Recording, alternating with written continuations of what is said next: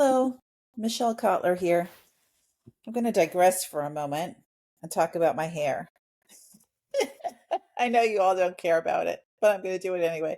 So you've probably seen like every video I post, my hair looks different, right? And the reason for that is that my hair is naturally curly, and some days I straighten it and some days I don't. And it also has been very, very short for quite a while, and I'm letting it grow out. So it's kind of going through this, what I consider to be unpleasant in between stage. So probably every time you see me, my hair is going to look different, but I'm the same person and my thoughts and my feelings are the same. So that's consistent.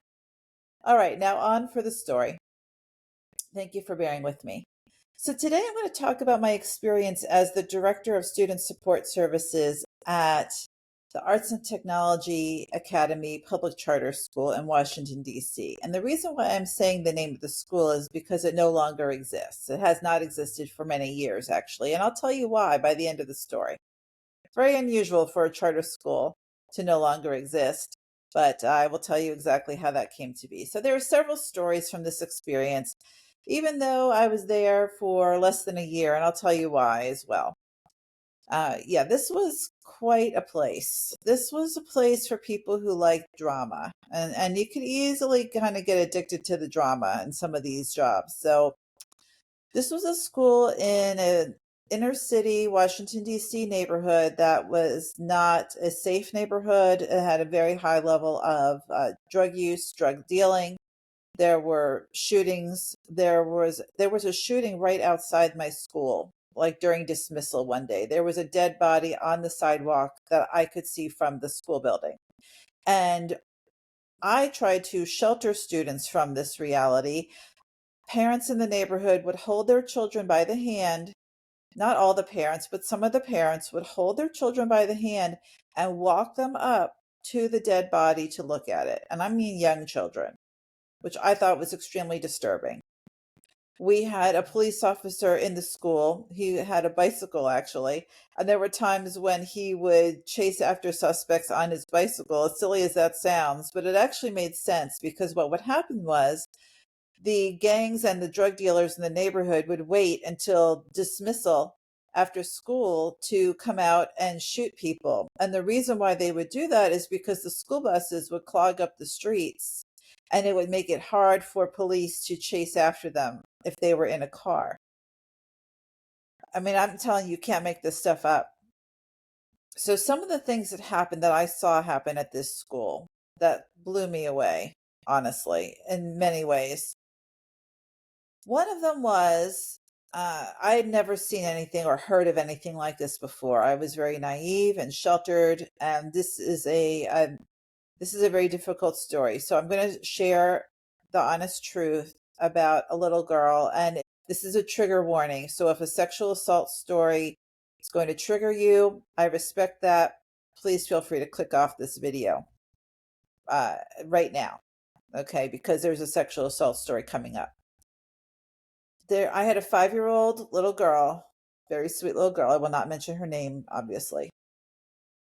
She had extreme behavior problems. Extreme. Like, I'd never seen a kindergartner with such behavior problems before.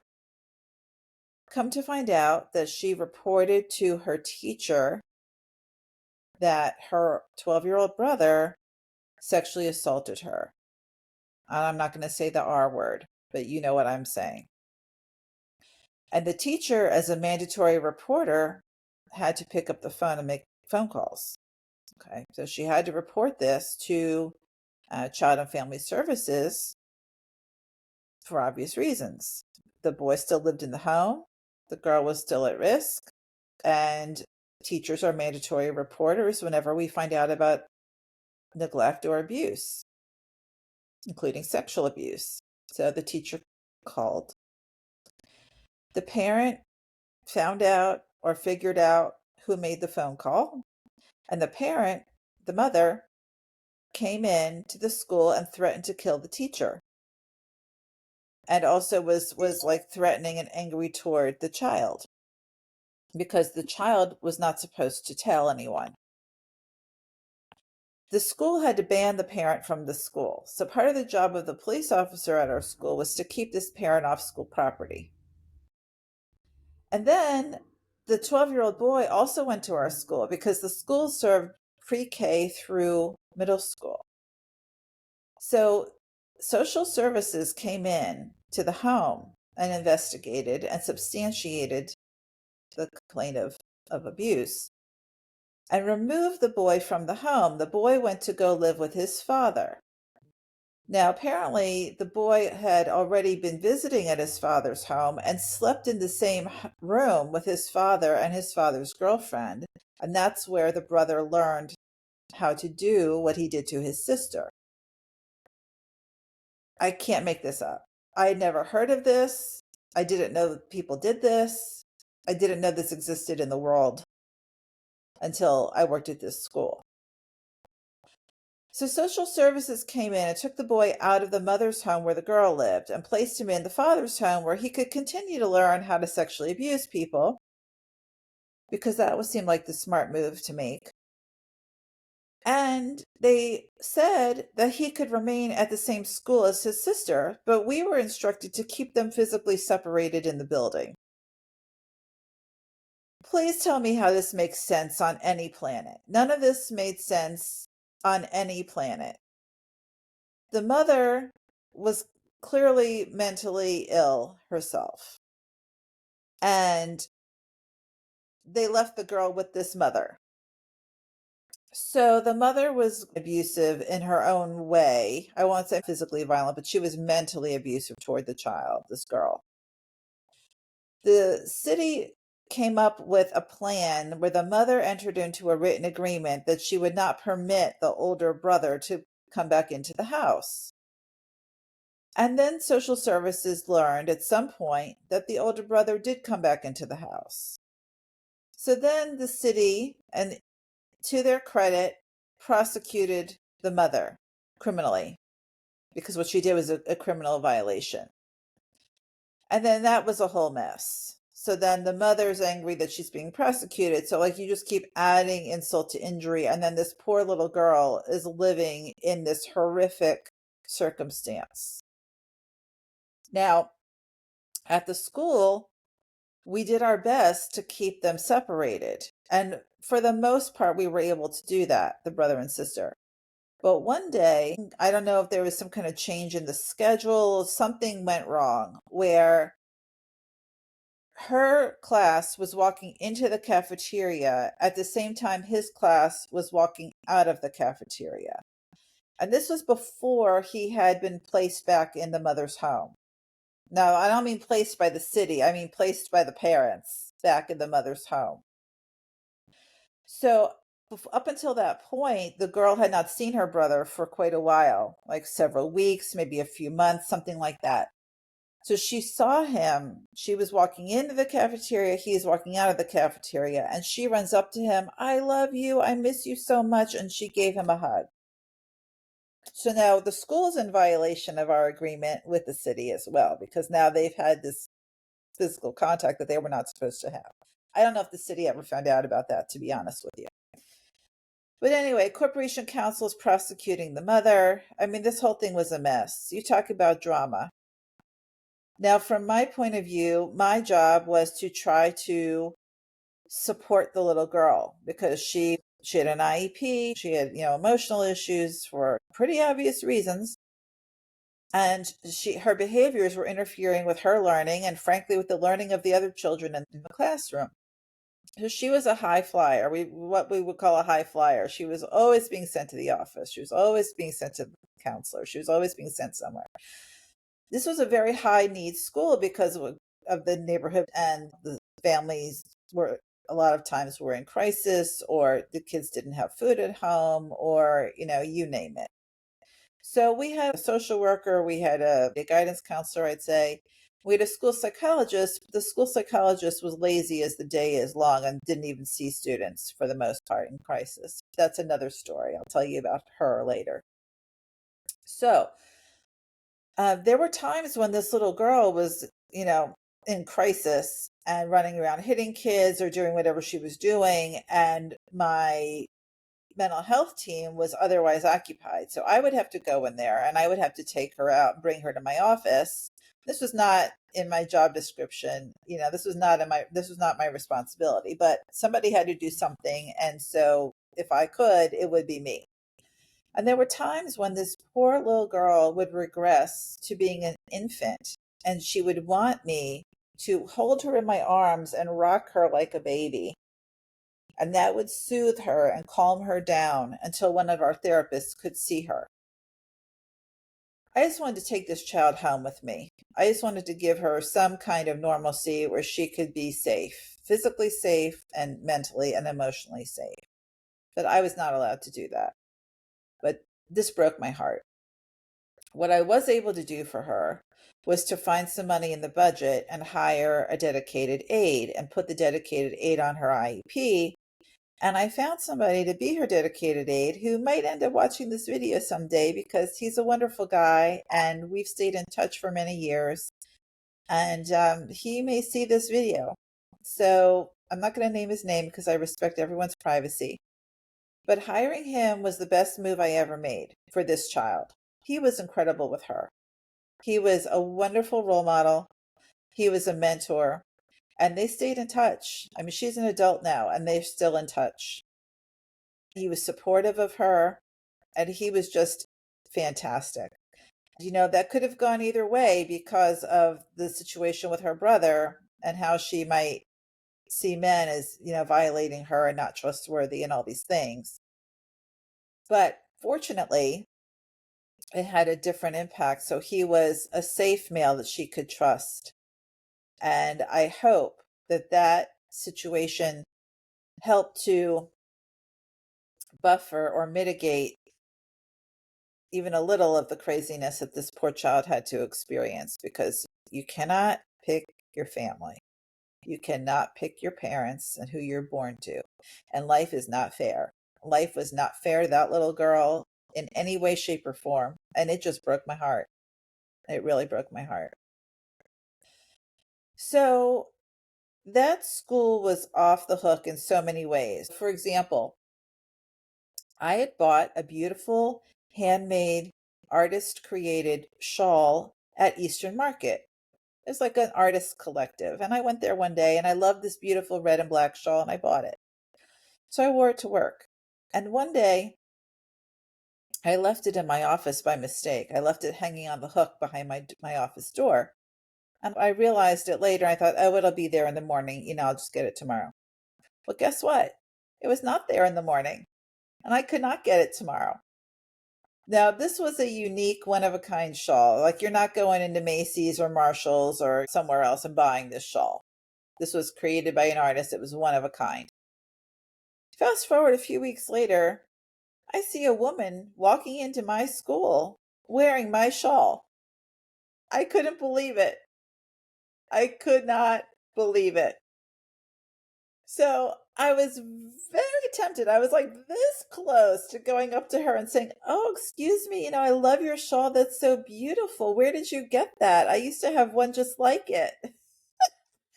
But I knew the neighborhood that I worked in, and I thought, my life is worth more than a shawl. I think I'll just keep my mouth shut. Unbelievable. The nerve of people. And there were parents who routinely had to be banned from the school building because they were hostile and they would threaten the staff and that kind of thing. So I just knew better than to open my mouth. Another time, I think my car was in the shop. I can't remember if I had been in an accident or if my car just needed repairs, but I was driving a rental car. And I drove to work, and then I had to go out to my car to get something, and I realized I had locked myself out of my car. So this was back in the day when you could lock yourself out of a car. Today's cars are smarter than people, and my current car I cannot lock myself out of because the car detects if the key is in there and it won't lock. But back in the day, if you're my age or maybe even younger, you've probably had a car at some point that you could lock yourself out of. So this was one of those days. The school is in this neighborhood called Clay Terrace, and Clay Terrace was just a drug-infested, crime-ridden, low socioeconomic status environment. So I go into school and I go to call a tow truck to AAA, to break me into the car, basically. And I start telling my colleagues, I'm like, I locked myself out of my car. And they were like, "Oh, just go back there to Clay Terrace and get a kid. They'll break you in." I'm sure you're right. I'm sure they could. But since this is a rental car, I think I'll err on the side of caution and I'll just let the professionals come do it. That was funny. There's something that was less funny in that job was that unfortunately there were shootings in the neighborhood and they would do them during dismissal on purpose. And we would have to run the kids back inside the building when this happened and do lockdowns. And this was not a drill. I mean, this was real and this was on a regular basis. I'm like, there's got to be a better way to make a living. I got to get out of here. This is nuts. One day there had been a shooting right at the end of the block where our school was. So imagine a school in an urban environment, and there's this, grassy area in front of the school, and then there's a sidewalk right by the street. And now there's a dead body laying on the sidewalk at the corner where our school was. Now we've got babies in there in our pre-K program as young as 3 years old. All right. And then they go up to middle school. So it's like pre-K through grade 8. I would try to shield the kids from this. I didn't want them to see any of this. I didn't want to look at it. There were people in that neighborhood who would take their kids by the hand and walk them right up to look at that body. I kid you not. I saw them do it. I thought, what is wrong with you? And then the school psychologist, who presumably was my employee, although she didn't seem to think so, I asked her to create some type of intervention program, like a counseling intervention program, that would help mitigate the impact of all this violence to try to prevent the creation of emotional disturbance, because that is a real thing. I mean, there are things that you can do to try to help lessen the impact of trauma. I'm there to do my job and to try to help these children receive as good an education as we can give them, because education is important and that is one path to help children escape poverty. So uh, I was trying to encourage my special ed department to, and particularly the school psychologist, who is kind of the lead of the counselors in the department, to create some programming to support these children who are like witnessing murder and experiencing psychological trauma. Do you know what she says to me? They're used to it. It's no big deal. Don't bother. They're used to it. It's no big deal. Don't bother. This is the same woman who would walk around the building all day chit-chatting with her friends instead of testing kids. And when I tell you, when I came in there, the floodgates opened. The word came out on the street because my predecessor, pardon my nails, I should have mentioned that too. This is, I don't know, who knows when you're going to be seeing this video, but right now it's about to be Halloween. So I decided to have a little Halloween fun with my nails. So if you see weird stuff going on with my nails, that's what that's for. Okay. I've got like spider webs and fun things on my nails. So anyway, if you see that as I'm gesturing, you'll know what it is. All right. Anyway, I digress again. So I was very disturbed by this. But the same woman didn't want to do her job in any capacity. So why should it surprise me? She was the laziest person I've ever met. And that's saying a lot. My predecessor had apparently been doing her level best to keep kids out of special education. When I came in, I was like, no, we're going to follow the law. The law says if a child is suspected of having a disability, then we need to evaluate them and we need to go through the process. So we had an obligation to find kids ourselves. And if parents asked for testing, we had a legal duty to provide the testing and go through the process. So when the word came out in the community that I was there, my phone started ringing off the hook. I need my child tested. I need my child tested. I need my child tested. I think the whole school had an IEP by the time I got done there. So she didn't want to do the testing. She was just, she would do maybe 1 or 2 cases a month, and we needed her doing them all day, every day. So I got to get rid of this woman. I got to force her out. What the heck? I started really clamping down on her to get the job done, and she did not appreciate that. So eventually, I forced her out. And what had happened right around the same time was I realized through my connections in the special ed world in Washington, D.C., and my work as an attorney, and I created a compensatory education company that also did independent evaluations in Washington, D.C. So I had all these evaluators working for me as contractors, and I had all these connections. So I called one of them up. I called up a psychologist and I said to him, look, I like the quality of your reports. I think you do really thorough evaluations. How many can you handle in a month? So he told me how many he could handle in a month. And it was like at least 10 times more than what we were getting out of this woman. And I said to him, how much would you charge for that? He told me the number. Now, the school psychologist, Nicole, whatever, was on staff full time. So she was getting a full time 6-figure salary with benefits to do almost no work. I go to my administration. I'm like, well, this is how many reports she produces in a month on average, and this is how much you're paying her plus benefits. These are how many evaluations I can get out of this company that you don't have to put on staff. And this is how much it's going to cost you. And it's going to be a fraction of the amount that you're paying her for no work. And the principal went, sold. That was a no brainer, right? So luckily I did that because what ended up happening was this job was so intensive that I couldn't keep up with it. I was getting home at like 8 or 9 o'clock at night, and I was a single mother, and my kids were in daycare at 5 in the morning, so I could get to work at 7. And then they'd go to school, and then they'd go back to daycare after school, and I'd have to pick them up during the week. And I wasn't seeing my kids because when I interviewed for the job, I said, what time will my workday end? And they said 4 o'clock, and that was a lie. Because what happened was they didn't tell me about all the after school meetings and all the after school duties that I would have as a school administrator. We'd rotated through aftercare duty and we rotated through detention after school. And we had department meetings after school and full staff meetings after school and this meeting after school and that meeting after school. And I wasn't getting home until 8 or 9 o'clock at night. I'm like, I cannot keep this up. This is not sustainable. Plus, I had a 2-hour commute on each end. So I'm skipping over a little bit of the story just to kind of be consistent, but I'll get back to some more stories there. But just to keep the thread going, I handed in my resignation as well. So when Nicole, the school psychologist, found out that I was leaving, she tried to get her job back. She was leaving because she hated me, because I was forcing her to do her job. So she tried to get her job back because she hadn't left yet. She'd put in her notice, but she wasn't gone.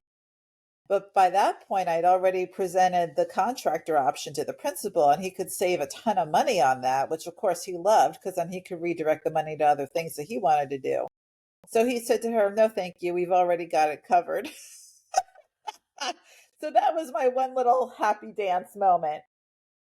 But something that was not a happy dance moment was the fact that many, many, many, probably most of the students at this school were reading way below grade level. So the District of Columbia and every other jurisdiction has implemented all kinds of high stakes testing, standardized testing, so that you can see how your students are doing in reading and math and sometimes other things too. So we had a reading specialist at this school, and one would think that her job would include teaching students how to read, except that one would be wrong because she was another lazy person who was there to collect a check.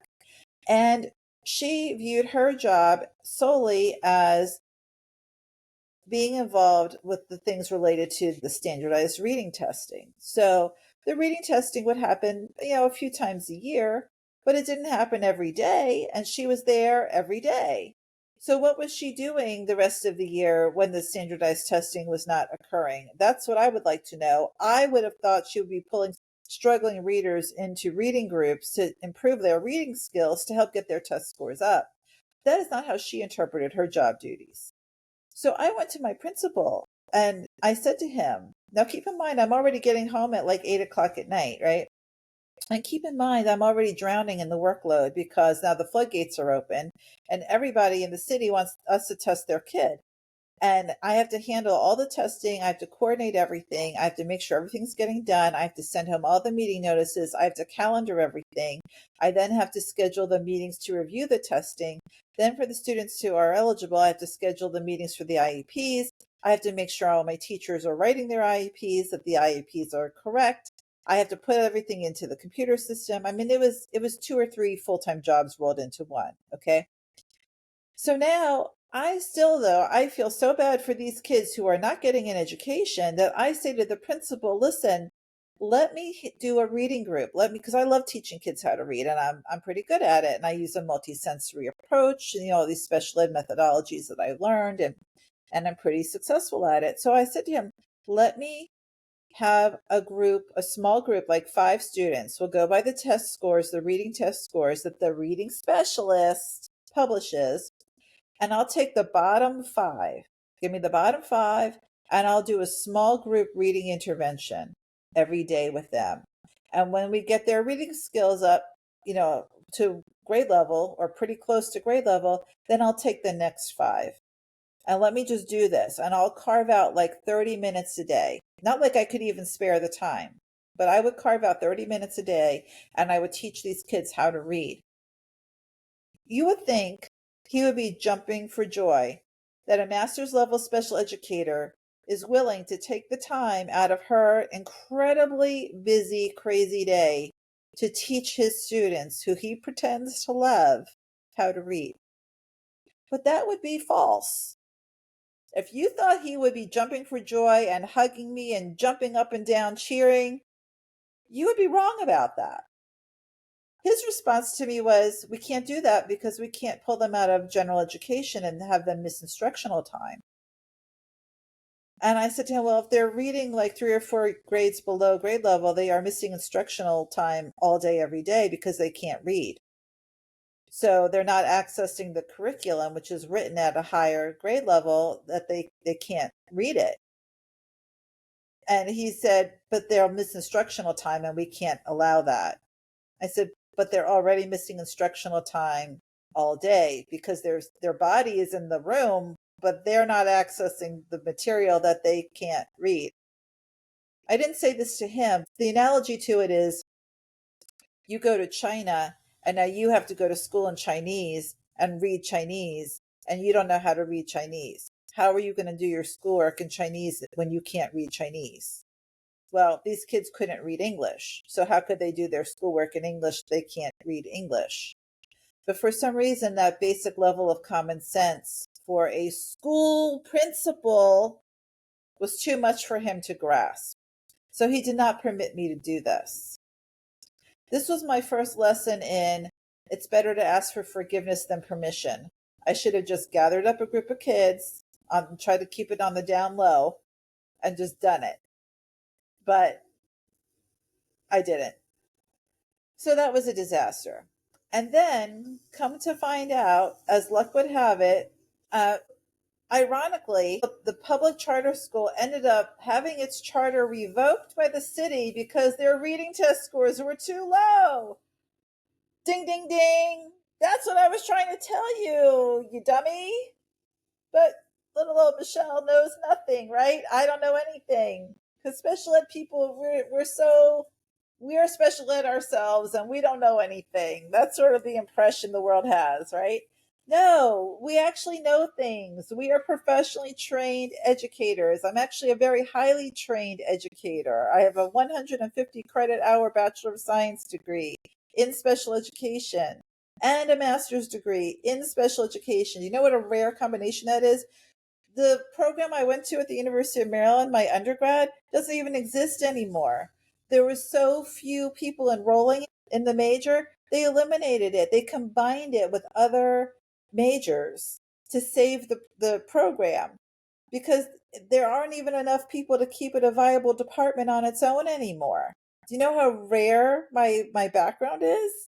I am a very highly trained and skilled and knowledgeable in this, and you're not going to let me teach 5 kids how to read? You deserve to lose your charter, you dummy. And I'm glad it happened. That's not an easy thing to have happen either, by the way. It's one of those things, if you can fog a mirror, you can get a public school charter in Washington, D.C.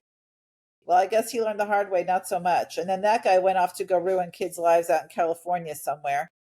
Unbelievable.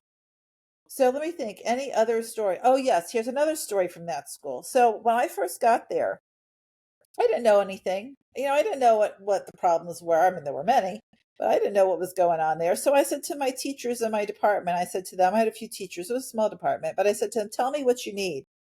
Like, you tell me what you need from me as your department chair, and I will do my best to get it for you. What resources do you need? So they said to me, we need a room. We need a space, because they would go into the general education classrooms with the students on their caseload and teach them in there. But there were students who really needed to leave the general education environment and go into like a resource room, which would be a small group setting where they could learn, and it would be quieter and they could focus, okay, without all the distractions, and the teacher could work with them more intensively in a small group setting. Now, legally, the Individuals with Disabilities Education Act required the public charter school to create that. It's part of the continuum of alternative placements, and the public charter school was its own local educational agency. Not all of them are, but this one was. And for that reason, they were legally obligated to function like a school district. And the school district is legally obligated to provide something like a resource room for small group instruction for children who need that. Now, many school systems don't do that anymore, but that's a violation of the federal law. They must do that. And this public charter school was required to do the same thing. They had to provide a resource room environment for children who needed it, and they didn't have one. Now, it was kind of shocking to me because it was a very large building. But my teacher said to me, there is no space in this building. Every square inch is taken. And they said to me, we don't care if it is a broom closet. We literally will teach the children in a broom closet. We need a space. So I went on the hunt for a space. And I went from the roof to the basement looking for a space. And they were right. Literally, every single square inch of that school was occupied. The only space that I could give them was my office. I had a very large, very nice office on the first floor of the school. It was so large that not only did I have a desk, but I had a round table and a sofa in the office, if that gives you a sense of, the size. It was a nice sized office. And the only place where I could think to put this resource room was my office, because that was the only place I could control. So, of course, me wanting what's in the best interest of the children, as usual, I give up my office. There is a very large room. It was a shared office in the basement of the school, the finished basement, that was adjacent to the cafeteria. It shared a wall with the cafeteria. And there were two people in that large office space already, and there was an empty desk down there. So I moved in and I took the empty desk. And what a mistake that was. Because for about, I don't know, because there were so many students in the school, they had to do lunch in shifts. So for maybe 2.5 or 3 hours out of the day, there was constant chaos in the cafeteria. And I don't like a lot of noise. I don't like a noisy environment, especially for work. Like, if I'm going to go out dancing, obviously that's a different thing, right? But for work, I need quiet so I can think. Yeah, not so much. Not so much quiet down there. But I'll tell you what I did see down there. I saw children who were given extra food to take home with them after lunch because there was no food in their homes, and that would be their dinner. So they were allowed to take home things like apples and bags of pretzels and any kind of prepackaged snack or food that they could carry home with them.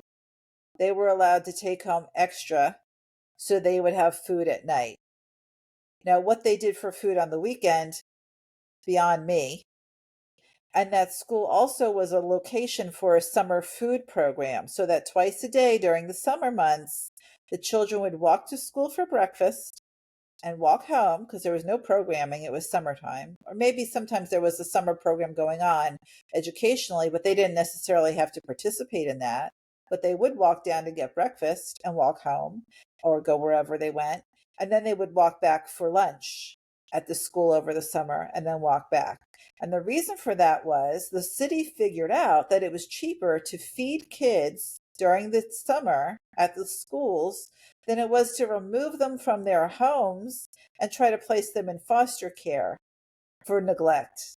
Because that's how many parents are not providing food for their children on such a large scale that the city came in and did it. Okay. I don't know if they are today in 2025, but back then, that's what they were doing. So I saw children who would otherwise have gone hungry being fed by the school for dinner that night.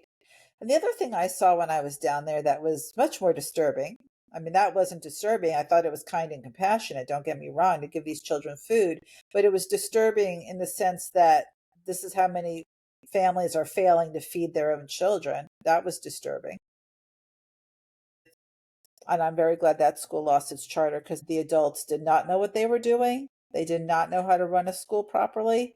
They did not deserve to run a school. They had no business being educators. There were some people there who were very good educators, who worked very hard, who did care about the kids, but many of them did not. And it was like an employment agency just coming in to collect a check. So it was deeply disturbing to witness all of that. And I kind of feel like I've got PTSD myself from that work experience. So, yeah, all of that combined, plus the drive-by shootings out front that happened on a regular basis. The drug dealers in the neighborhood did that on purpose because the school buses would clog up the street, and that way the police cars couldn't chase them. So they would intentionally do drive-by shootings outside my school during dismissal. So ages 3 to 13 years old are caught in the line of fire. I mean, it was crazy. Eventually I said, you know what, I'm going to find something else to do. This is unsustainable. My vice principal was great to me though. He didn't want to lose me because he knew that I was working my tail off. And he said to me, Miss Cutler, we don't want to lose you. You're the best we've ever had in this role. He said, I know you're a single mother and I know that's very difficult because my mother was a single mother and I respect that. If we carve this job into a part-time job, can you stay? So I said to him, and it was really the true answer. I said to him, I truly appreciate the offer, but the workload for this position is really like 3 full-time jobs to do this correctly. I can barely keep up in a full-time position. There's no way I can keep up with it part-time. So, and that was the honest answer. So anyway, that was my experience at Arts and Technology Academy Public Charter School. It was a mouthful. And Eric Green, the principal, is out there probably still not properly running charter schools somewhere in California. So anyway, I don't know how people like that rise to power, and I don't know how they get to keep rising to power, but somehow they figured out a way. They figured out a way to work the system to their advantage, that's for sure. I don't get it. People like me who actually have good intentions and want what's best for kids never seem to rise up to that level of power or authority in any kind of meaningful way. I don't know. I don't get it. When I meet my maker someday, I have a long list of questions. That's going to be on the list. All right, I know this was a long video. If any of you actually stuck with me all the way to the end, thank you very much. I appreciate you. More true stories to come. Take care.